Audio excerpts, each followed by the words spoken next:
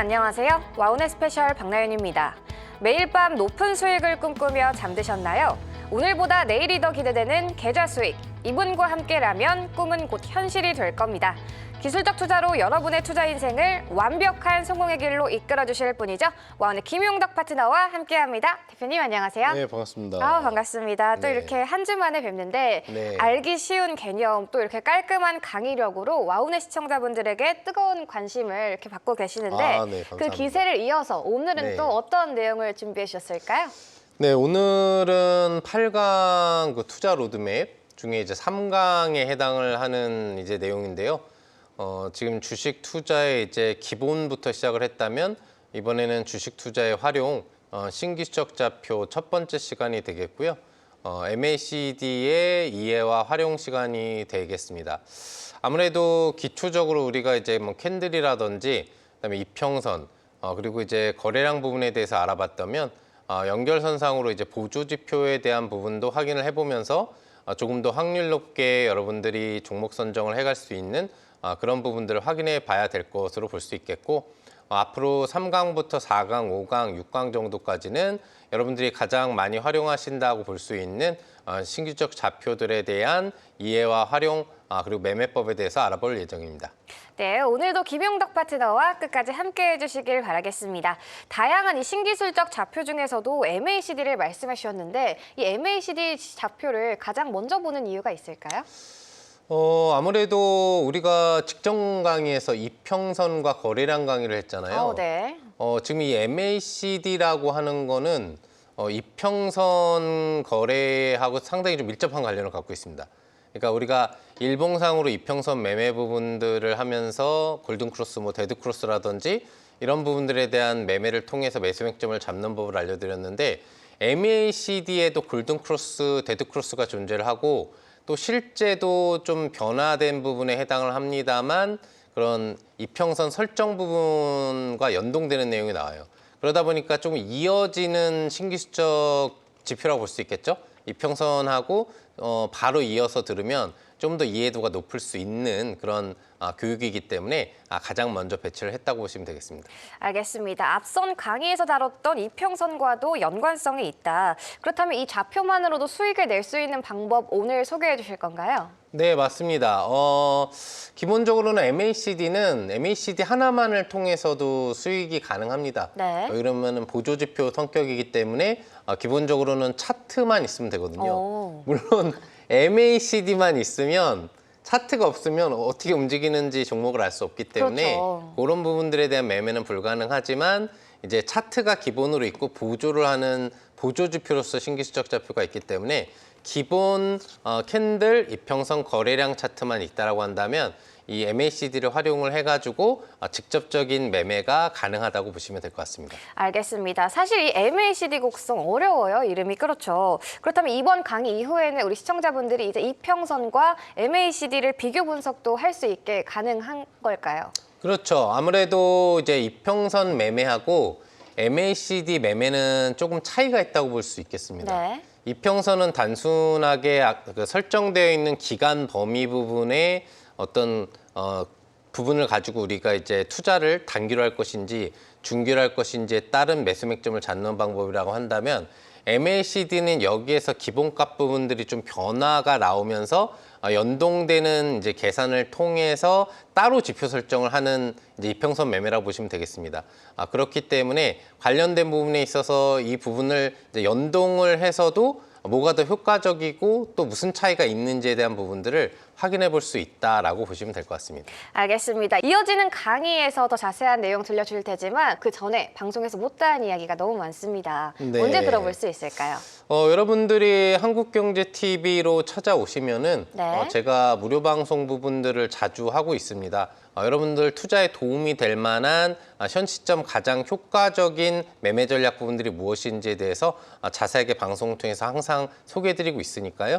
참여해 주시면 여러분들의 실력도 쑥쑥 또 수익 낼 수 있는 종목도 팍팍 제시해드리도록 하겠습니다. 네, 참여하시고 변동성 높은 시장 현명하게 대응해 보시길 바라겠습니다. 이 외에도 저희 와우넷 시청자분들을 위해서 특별한 선물을 준비했다고 들었는데 어떤 선물일까요? 네, 여러분들이 지금 하단에 나오는 자막의 번호로 전화로 신청만 해주시면 되는 부분인데요.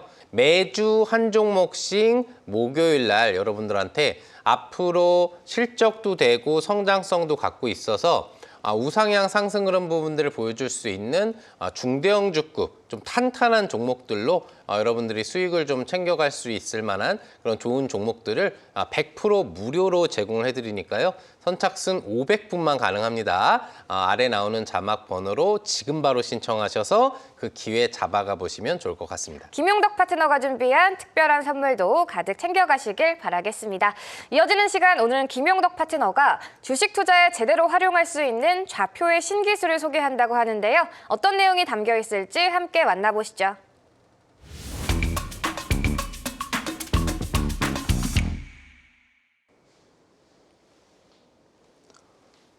안녕하십니까. 한국경제TV 와우넷 김용덕 파트너입니다. 자, 오늘은 여러분들 와우넷 스페셜, 김용덕 스페셜의 3강 시간이 돌아왔습니다. 3강은 여러분들이 미리 이제 알고 계셨을 테지만 신기술적 좌표에 대한 교육이 이제 들어간다라고 보시면 되겠고요. 주식 투자의 이제 기본을 벗어나서 주식 투자의 이제 활용 쪽으로 좀 들어간다고 보시면 될 것 같습니다. 아무래도 보조 지표를 우리가 주식에 활용한다라는 것은 이제 초보 투자자를 벗어났다라고 보는 부분이거든요. 주식 투자를 처음 시작하는 상태에서 여러분들이 투자를 할 때는 보조 지표라는 것 자체를 생각을 하지 않죠.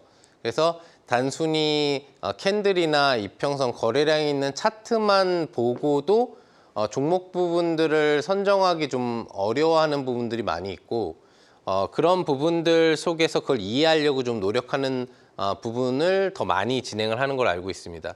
근데 이제 어느 정도 내가 승률이 높지 않더라도 차트에 대한 이해 부분들이 높아지게 되면 슬슬 관심을 갖는 게 저 뭐 TV를 보다 보니까 저 무슨 방송 부분에는 밑에 무슨 거래량 말고 다른 게 있네?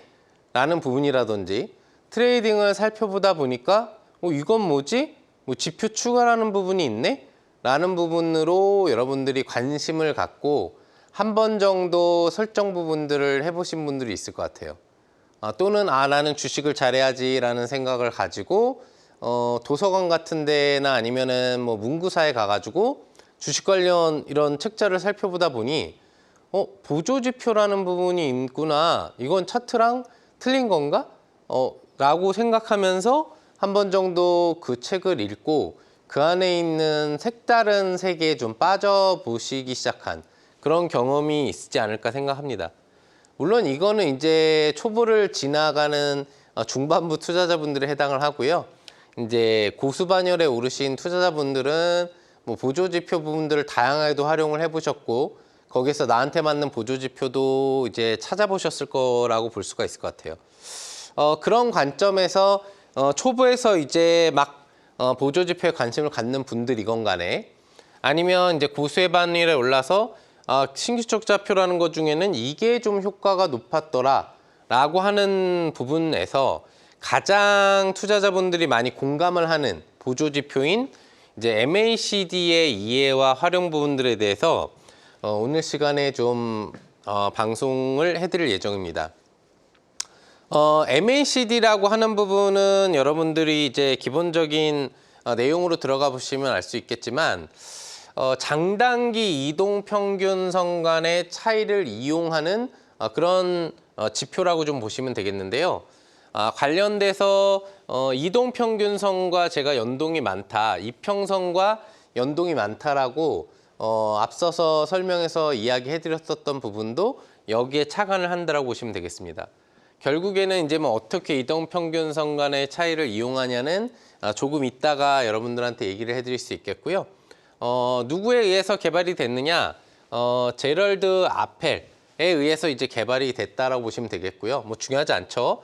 그리고 여기에는 이제 MACD만 활용하는 게 아니라 조금 더 효과적으로 내가 시각적으로 보기 위해서 막대 그래프로 표시하는 MACD 오실레이터라는 게 있는데 이 오실레이터도 같이 활용을 연동해서 해주게 된다면은 MACD의 맥점 부분들을 잡는 부분에 좀 더 효과적인 매매가 가능할 거라고 봅니다. 뭐 이거는 이제 토마스 압스 프레이에 의해서 추가됐다라고 기본적으로 아시면 되겠고요. 뭐 중요한 내용은 아니에요. 누가 그랬는지 우리는 관심이 없죠. 자, MACD의 원리에 대해서 좀 알아보도록 하겠는데 MACD의 원리는 기본적으로 여기 보시면 장기 이동평균선 그리고 단기 이동평균선이 서로 멀어지게 되면은 언젠가 다시 가까워지게 되고 그리고 어느 시점에서 서로 교차하는 성질을 이용해서 이 두 개의 이동평균선이 멀어지는 가장 큰 시점을 찾고자 하는 부분이다 라고 여러분들 보시면 설명해서 보실 수 있습니다. 결과적으로는 뭘까요? 여러분들 파동의 원리라고 아시죠? 주가가 오르면 내리고 이런 성질을 가지고 있죠. 그런 파동의 원리를 사실 이용했다고 보시면 되겠는데 이 이평선 두 개의 차이를 기반으로 한 수치가 얼마나 멀어지는지 그리고 멀어지면은 다시 복귀를 하는지 또 복귀를 하면 다시 멀어지는지 부분에 대한 반복 부분이라고 보시면 되겠어요. 그래서 이것이 어느 쪽으로 멀어지는지의 차이 부분에 따라서 우리가 이 종목 부분들을 매수해도 되는지 매도해도 되는지 또는 많이 매수된 상태인지 많이 매도된 상태인지에 대한 그런 흐름 부분들을 파악을 하면서 주가에 활용할 수 있는 부분이라고 보시면 되겠습니다. 자, 이 방법 같은 경우에는 여러분들이 여기 설명에 나와 있는 것처럼 장단기 이동평균선의 교차점을 매매 신호로 보는 이동평균 기법의 단점인 이제 시차 문제를 극복한다라는 장점을 지닌다라고 나와 있습니다. 여기 장단기 이동평균선의 교차점을 매매 신호로 본다는 건 뭐죠? 이게 바로 아까 전에 제가 얘기했던 것처럼 이평선 매매를 얘기하는 겁니다. 이평선 매매에서 교차점은 뭔가요? 골든 크로스 아니면 데드 크로스라는 게 있죠. 이거를 얘기하는 거예요. 이 교차점에서 보는 매매를 우리가 이평선 매매에서는 골든 크로스 시 매수, 데드 크로스 시에는 매도라고 기본적으로 교육을 받았고 또는 완전 정배열화 상태에서는 데드 크로스 시에도 중장기평 지지 기반에서는 선취 매수, 다시 골든 크로스 시 추가 매수 관점, 그리고 완전 역배열 상태에서는 골든 크로스 시 오히려 매도 찬스, 그리고 추가 데드 크로스 시 추가 매도의 어떤 역발상 매매 관점으로도 사용된다라고 얘기를 드렸었잖아요. 근데 시차 문제라고 여기 나와 있죠.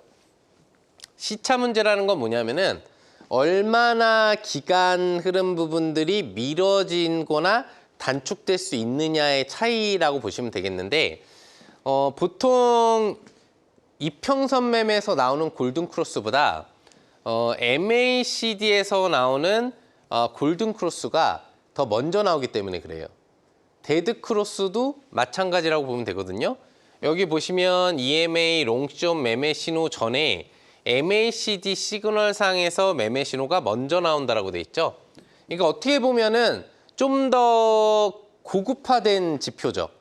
그냥 단순 이평선 같은 경우에는 우리가 차트상으로 이평선만 보니까 골든 크로스 시 매수고 봉 차트가 그 위로 올라가 있으면은 매수를 하면 되겠구나 라고 단순하게 해석을 할 수 있는데 실질적으로 시차 흐름 부분들이 이런 MACD 보조 지표를 같이 활용을 하게 되면 굉장히 늦게 매수 신호가 발생하는 것처럼 확인이 되는 거예요.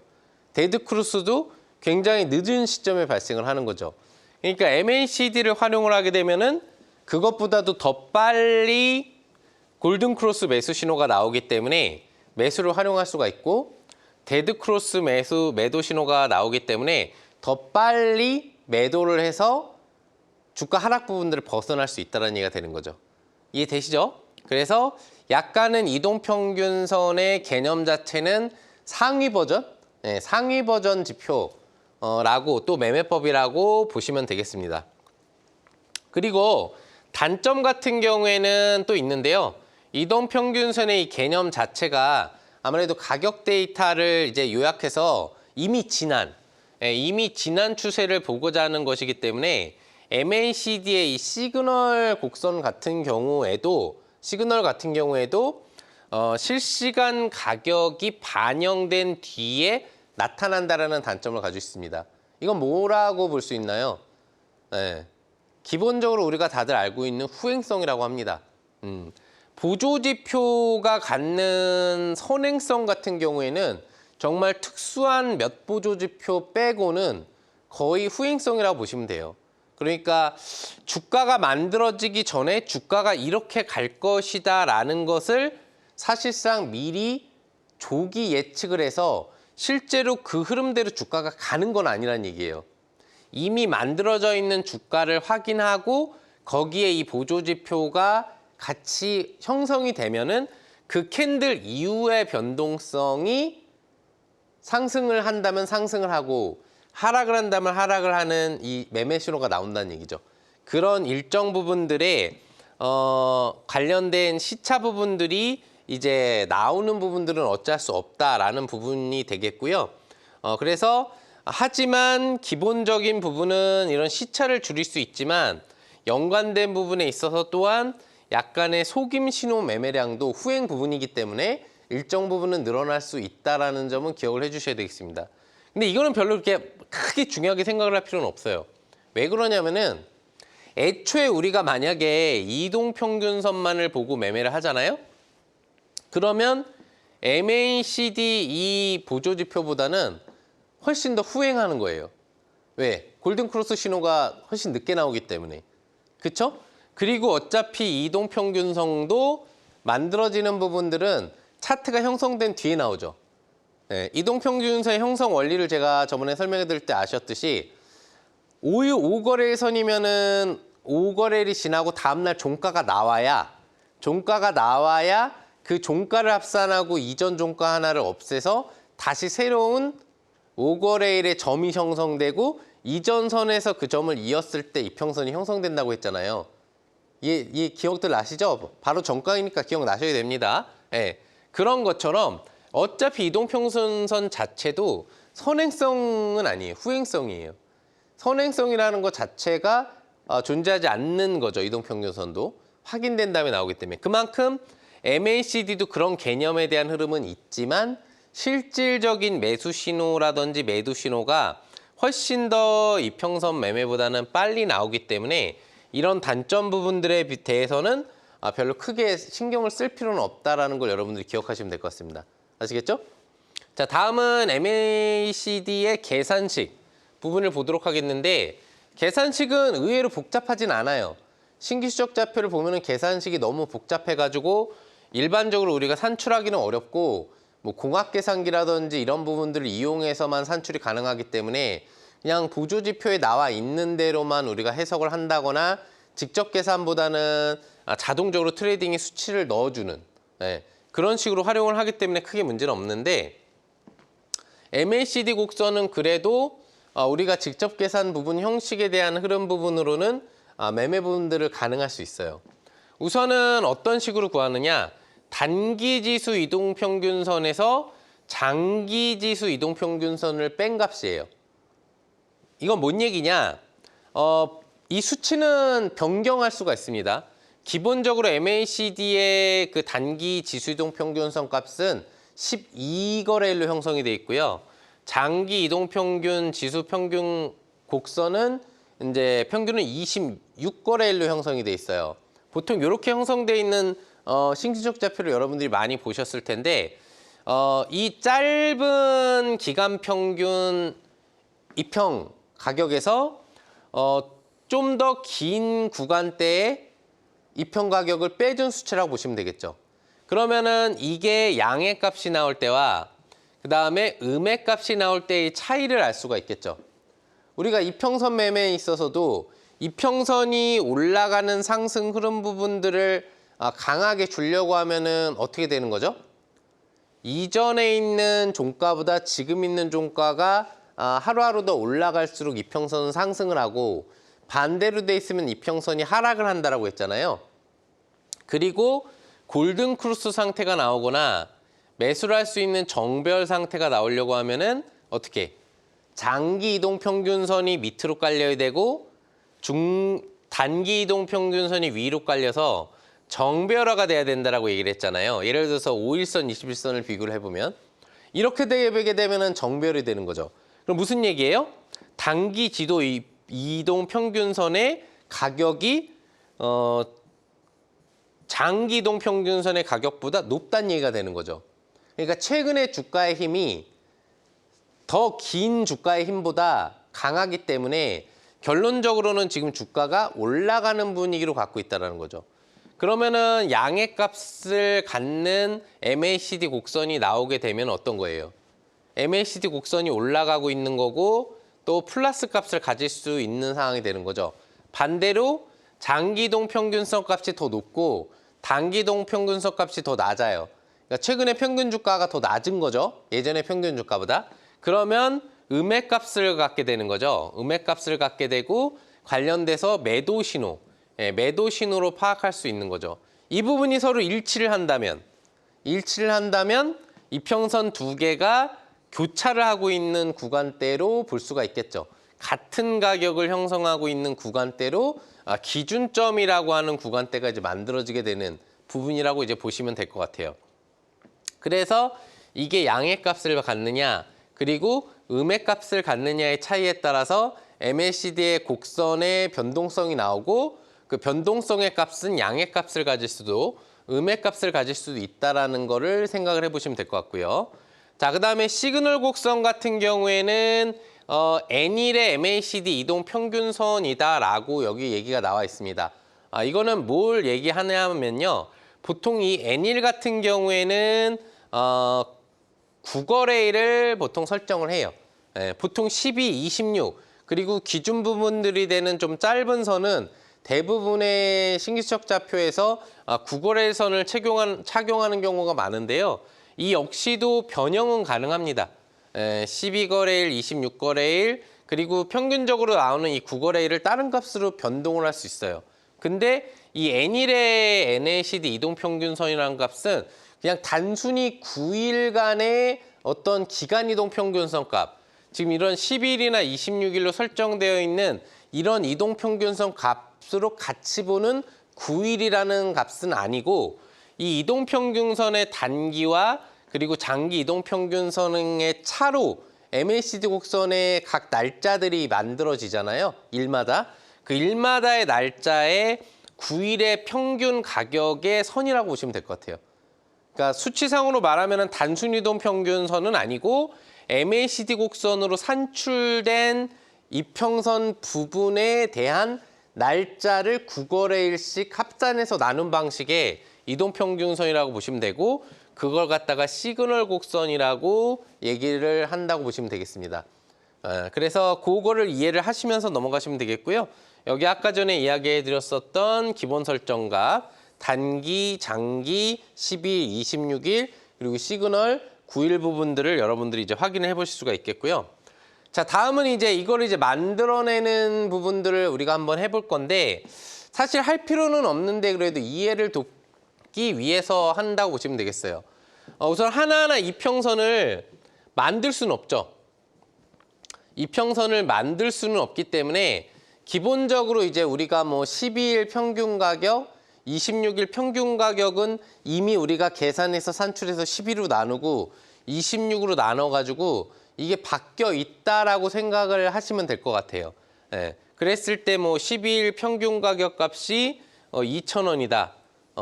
그리고 그 다음에 12일 평균 가격 값이 3,000원이다.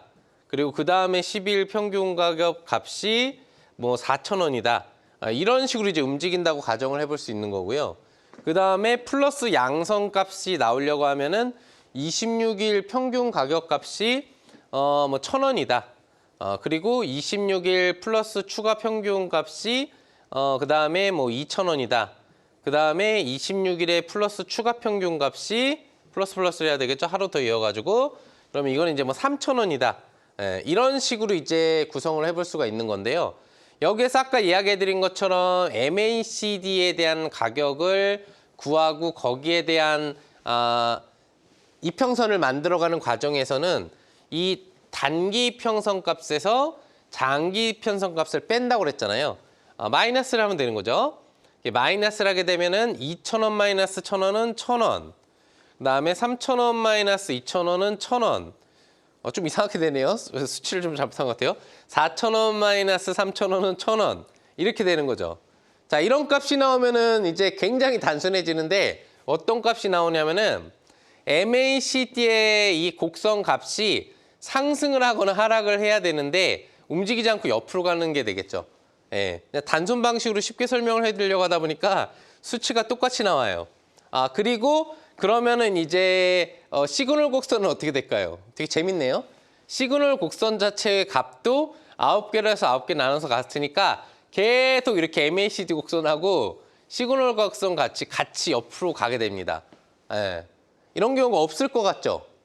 근데 있어요, 여러분들. 예, 있습니다. 이 값이 계속 같이 가는 경우들이 있어요. 이렇게 계산이 나오는 거고요. 수치를 조금 바꿔볼게요. 이 가격 곡선을 이제 3,000원으로 바꾸고 이걸 5,000원으로 바꾸고 이거를 7,000원으로 바꾸겠습니다. 예, 이러면 이제 좀 차이가 나오겠죠? 그러면 3,000원 마이너스 1,000원은 2,000원.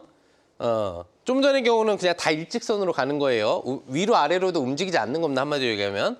그리고 5,000원에서 2,000원을 빼면은 이제 3,000원이 되죠. 조금씩 변하죠. 다행이네요, 변해서. 그리고 7,000원에서 3,000원을 빼면은 이제 4,000원이 됩니다. 네. 그러면 MACD가 2,000원에서 그다음에 3,000원으로 오르고 그다음에 4,000원으로 가격값이 이제 오르겠죠. 그러면 MACD 값이 이렇게 이제 오르는 거예요. 네. 그러면 상승 곡선이니까 양의 선을 갖고 주가 자체가 상승 흐름으로 가는 걸 알 수 있겠죠. 여기에 이제 시그널 곡선을 구하는 것은 이렇게 나온 이 각각의 값의 구거래일 있을 거 아니에요? 그 구거래일 값을 다 합쳐가지고 이 부분을 9로 나누면은 시그널 곡선 값이 이제 하루하루씩 나오게 됩니다. 그 부분이 이제 이어져서 이 부분이 뭐 골든 크로스가 되느냐 아니면 뭐 이제 반대경우로 뭐 데드 크로스가 되느냐 이런 부분들에 대한 수치 차이가 나오는 거겠죠. 예, 그래서 보통은 이제 골든 크로스가 나오게 되는 경우는 양의 값이 높아야 되니까 MACD의 단기 거래 평균 값이 많이 올라갈수록 많이 올라가고 장기 평균 값도 어차피 같이 올라가겠죠. 평균치는 똑같이 재니까 그 재는 값은 뒤늦게 반영이 되니까 좀 늦게 올라가는 가격 이평곡선이 나오겠죠.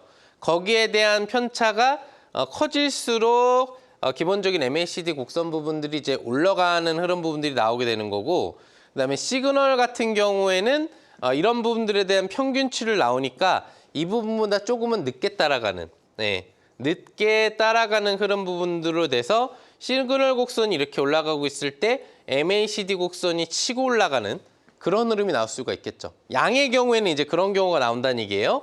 시그널 곡선의 값이 훨씬 더 치고 올라가는, 아니면 이미 골든 크로스가 나온 경우 계속 단기 거래 이평의 가격이 높아지고 장기 거래 이평의 가격은 그거보다 뒤따라가면은 시그널 상태와 MACD가 골든 크로스 된 상태가 계속 유지하면서 이 폭이 벌어지겠죠. 예, 이 폭이 벌어지겠죠. 관련돼서 이 폭이 벌어지는 흐름 부분들이 크게 많이 진행이 되게 되면은 어떤 경우가 발생을 한다? 이 경우에는 이제 과매수 국면이다라는 구간이 발생을 하게 됩니다. 반대도 마찬가지죠. 여기 굳이 할 필요 없이 기본적인 12거래일 이평과 26거래일 이평의 가격이 이제 반대로 바뀌어 있는 거예요. 기본적으로 단기적인 이평 가격보다 장기적인 이평 가격이 훨씬 높기 때문에 관련돼서 수치를 재보면 이게 마이너스 값이 나오겠죠. 네, 마이너스 값이 나오면은 마이너스 값이 편차가 점점 커지겠죠. 그렇게 되게 되면은 MACD 곡선은 하락으로 가겠죠. 왜? 마이너스가 나기 때문에 기본 가격으로 잡혀 있는 이 수평 가격 라인이 떨어지겠죠. 평균 이평선 가격이. 그러니까 마이너스 구간으로 하향되는 MACD 곡선이 나오게 되는 거고, 연동돼서 시그널 곡선 같은 경우에도 어떻게 될까요?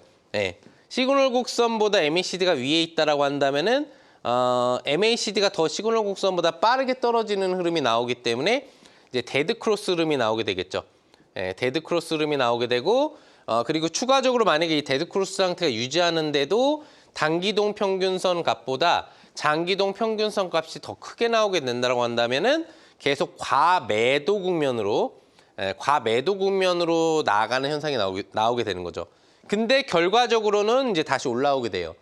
뭔 얘기인지 아시겠죠? MACD를 이용하는 것은 이런 과매도와 과매수의 편차를 이용하는 부분이라고 얘기를 했기 때문에 그런 부분에서는 결과적으로 다시 방향성 부분이 바뀌게 됩니다.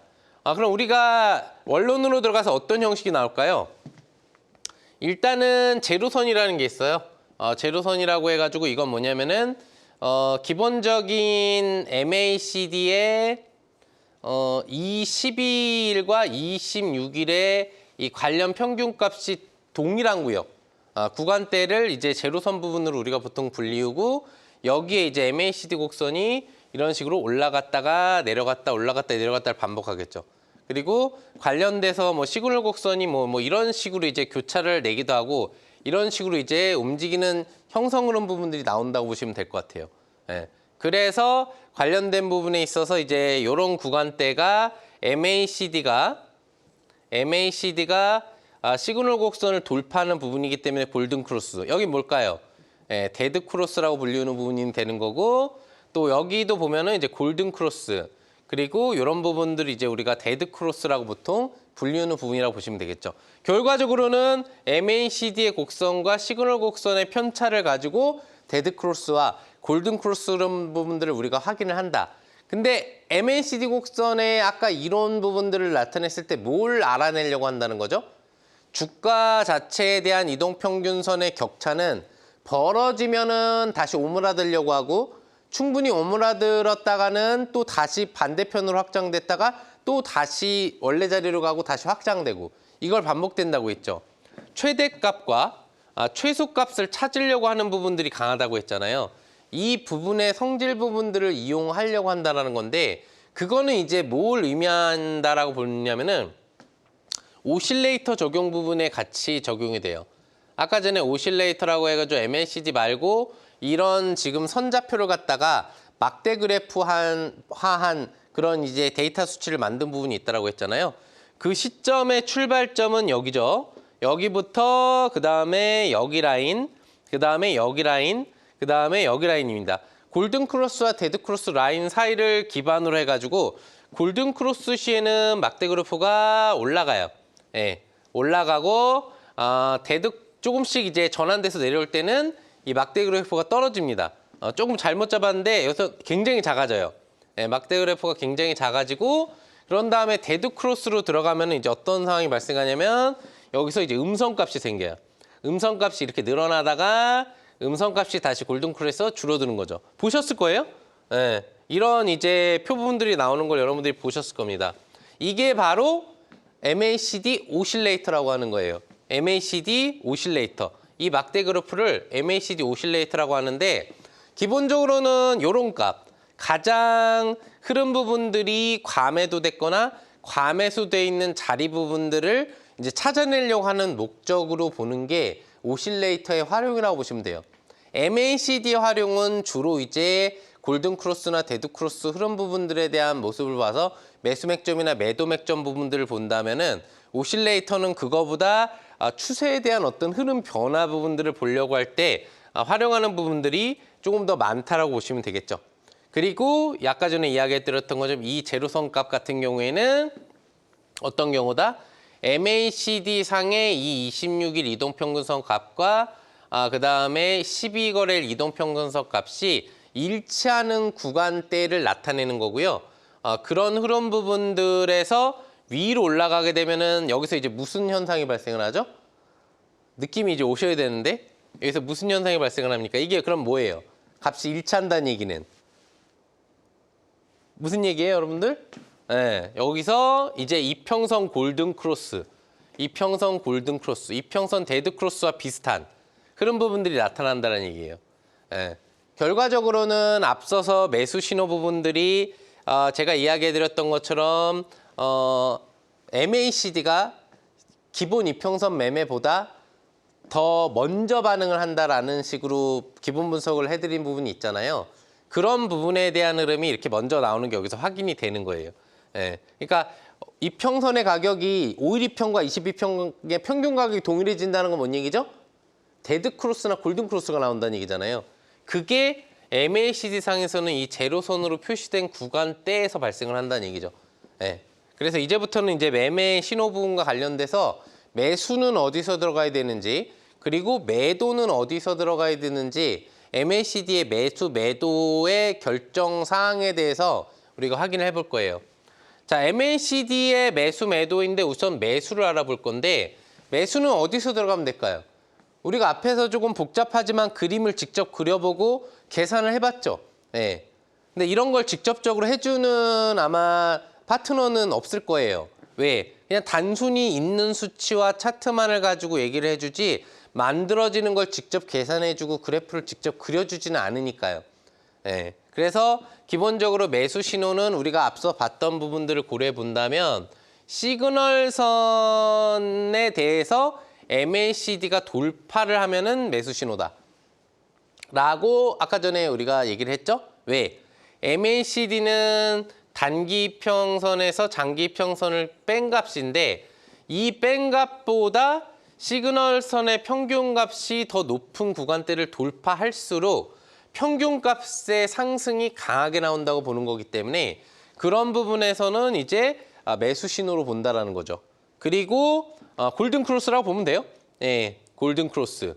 기본적으로 이 기본적인 MACD의 골든 크로스는 MACD 그 곡선이 시그널 곡선을 돌파할 때구나. 그리고 MACD 선이 0선을 돌파할 때 매수한다. 이건 뭐죠? 아까 전에 골든 크로스. 예, 요거보다 조금 늦은 거예요. 시차가 조금 늦은 골든 크로스. 그러니까 이평선 골든 크로스랑 똑같은 거예요. 네, 이평선 골든 크로스랑 똑같은 개념인 거죠. 요거보다는 좀 늦게 나와요. 시그널선을 MACD 선이 돌파하는 것보다는 좀 뒤에 나오죠. 그래서 이 경우에는 이제 이평선 골든 크로스 매매하고 비슷하다고 보시면 되겠고, 그 다음에 오실레이터가 양봉 전환 시 매수한다. 자, 이거는 여러분들이 해석을 해보시면은 다른 걸까요? 다른 거라고 생각하세요? 아니죠. 아까 전에 설명을 드렸잖아요. 예. 요거하고 사실 동일한 거예요. 시그널선을 MACD선이 돌파할 때 오실레이터 자체가 양봉 막대 그래프가 발생하기 시작하잖아요. 동일한 건데 그 수치 부분들을 양봉 막대 그래프로 보면은 좀 더 편하고 막대 그래프에 이제 이 오르는 구간 각도가 틀려요. 예, 그러면 매수세가 얼마나 좀 더 세게 나왔다가 들어가느냐 마냐에 대한 그런 미세한 차이 부분들을 좀 더 보기가 쉽거든요. 예, 아무튼 그런 식으로 활용을 하는데 기본적으로는 요 골든 크로스 상태하고 비슷하다고 보시면 될 것 같아요. 자, 다음은 이제 매도. 자, 매도는 언제 하느냐에 대해서 우리가 확인을 해봐야 되는데 반대죠. 반대. MACD 선이 시그널 선을 이탈 시 매도한다. 그러니까 단기 이동평균선, 그러니까 평균 이제 12거래일 기준, 26거래일을 기준으로 단기하고 장기를 기본 설정을 하는데 수치 변화를 해도 돼요. 나한테 맞게 이거는 변화를 시켜도 크게 MACD는 무리가 없습니다. 왜? 내가 보는 종목이 나하고 이 기준 이평이 마음에 들지 않잖아요? 그럼 이 이평이건 시그널이건 다 바꿀 수가 있어요. 바꿔도 적용을 할 수가 있습니다. 예. 그리고 이 강의에서는 설명해드리지 않지만 실제 묘하게 바뀌면요, 황금 맥점 구간이 탄생을 해요. 예. 하지만 이 와운의 스페셜 이 강의는 기본적인 보조 지표에 대한 강의이기 때문에 그 부분까지 다루진 않아요. 각 지표마다도 황금 광맥 매수급소 지점이라는 게 있는데 그 부분은 MACD 같은 경우에는 이 수치를 바꿔줘야 됩니다. 예. 그래서 우선은 바꾸지 않는 기본 수치 부분을 놓고 본다라고 했을 때 이 단기이동 평균선과 장기이동 평균선의 값이 마이너스가 계속 나오는 거죠. 예. 그러니까 주가가 떨어지고 있는 거예요. 단기적인 평균 값이. 그랬을 때 이제 시그널 평균 9거래일 이 전체 평균 값을 이탈하게 되는데 그때가 이제 매도 신호. 그 다음에 마찬가지로 MACD선이 영선을 이탈할 때 이건 뭐예요? 이평선 데드 크로스.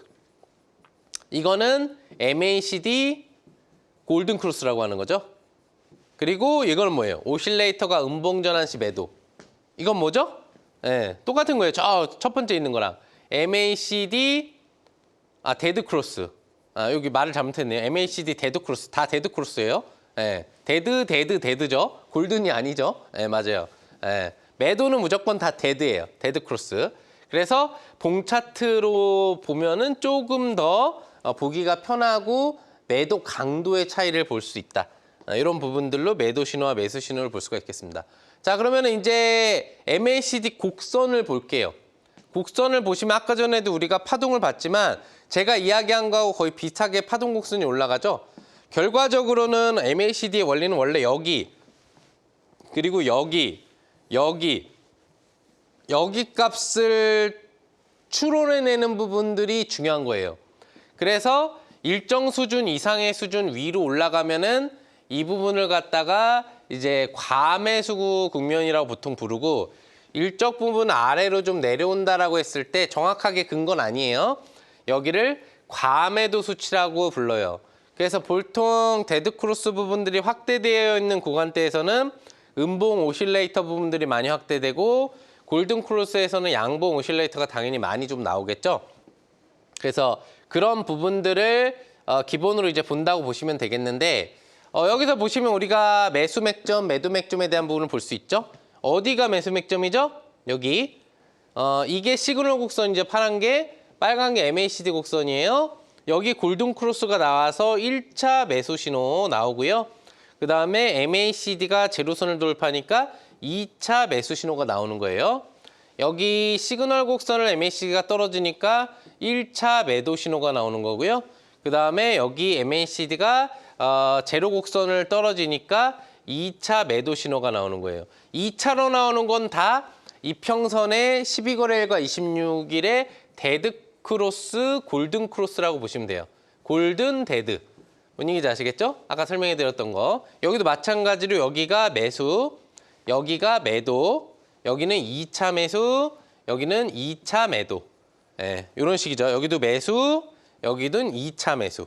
이해되시죠?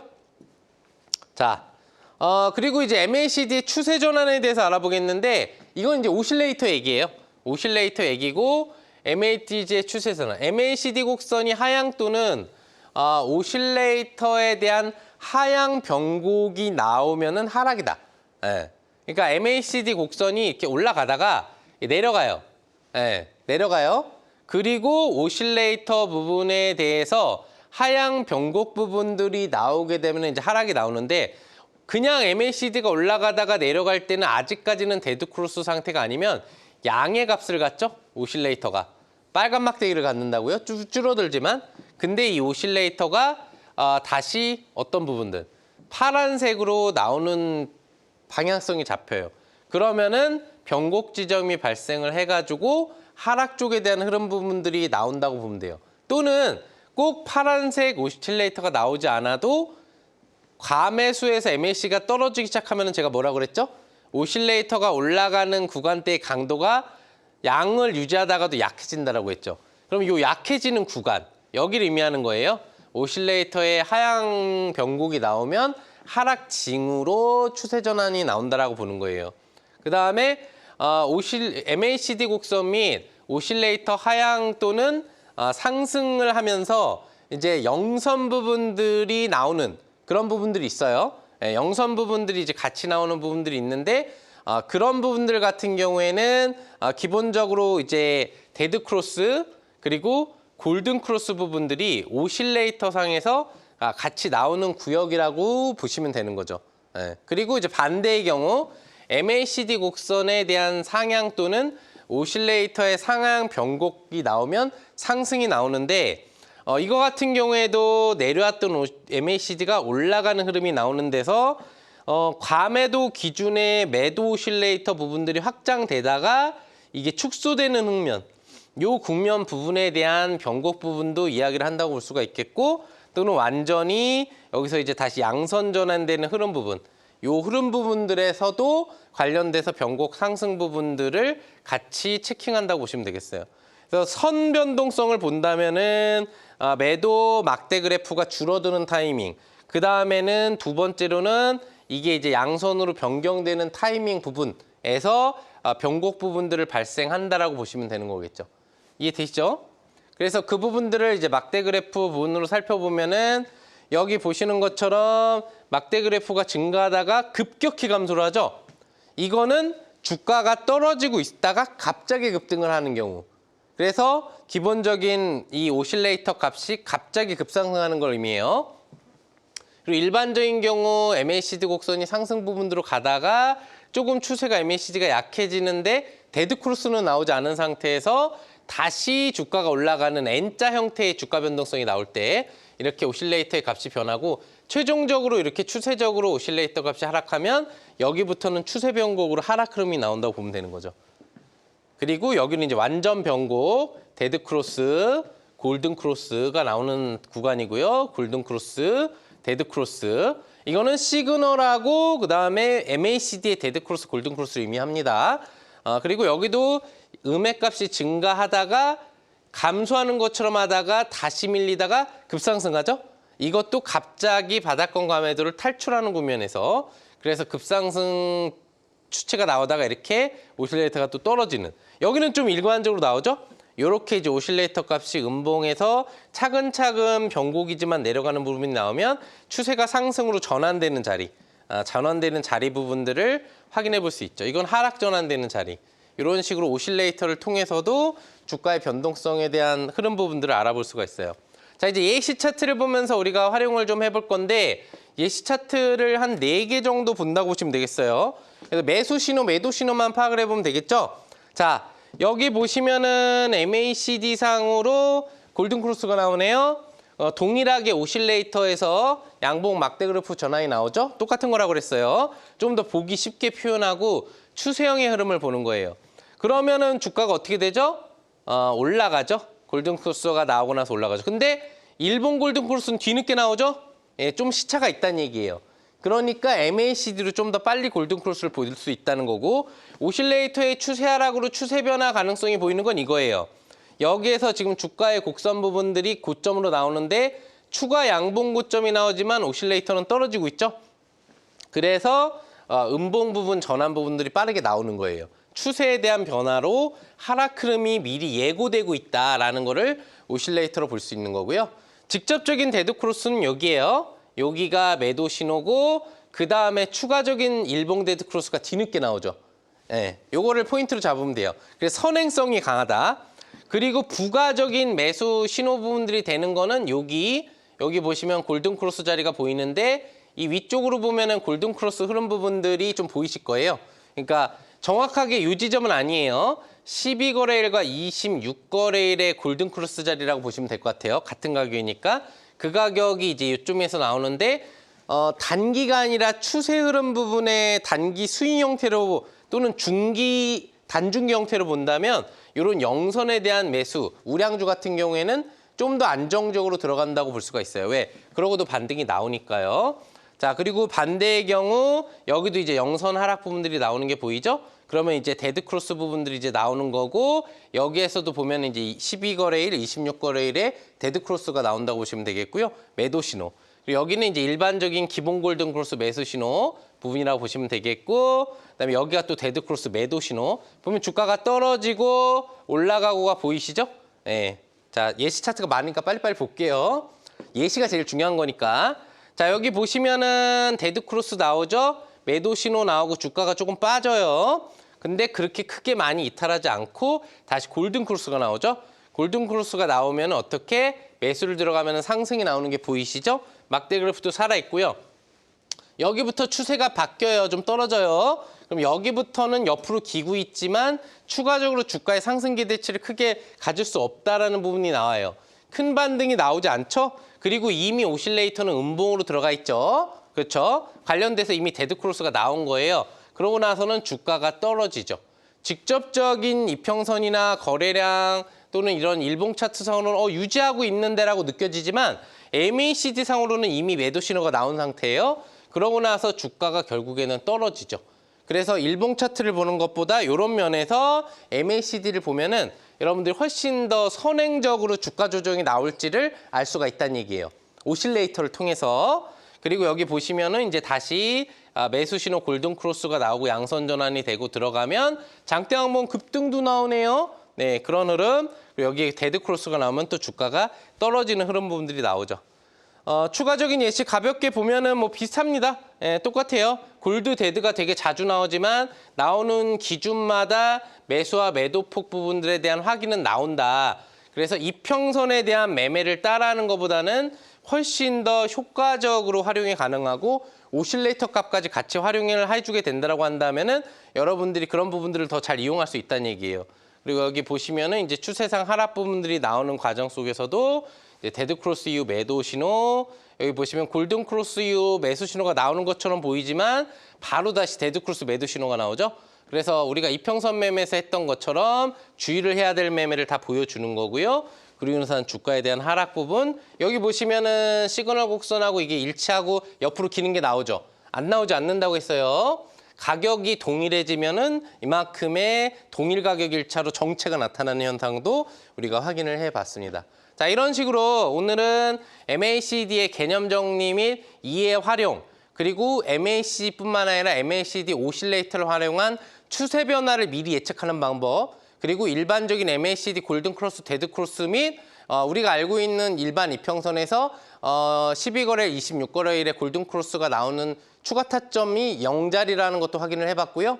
그리고 기본적인 MACD 곡선의 골든 크로스가 이평선의 골든 크로스보다 빨리 나오기 때문에 더 빨리 매수 접근이 가능하고 더 빨리 데드 크로스가 나오기 때문에 더 빨리 매도 접근이 가능하다. 그래서 일반적인 차트 캔들을 활용하는 것보다는 여러분들이 MACD와 MACD 오실레이터를 활용하면은 조금 더 디테일하게 매수와 매도 판단을 해갈 수 있고 조금이라도 더 먹고 조금이라도 덜 잃는 매매가 신규적자표상으로 가능한 부분 MACD에 대해서 오늘 신규적자표 교육을 들어가 봤습니다. 자, 다음 시간에는 다른 신규적자표에 대한 또 상세한 교육 와우넷 김용덕 파트너가 준비할 테니까요. 다음 시간에 뵙도록 하겠습니다. 자, 이상 한국경제TV 와우넷 김용덕 파트너였습니다. 감사합니다.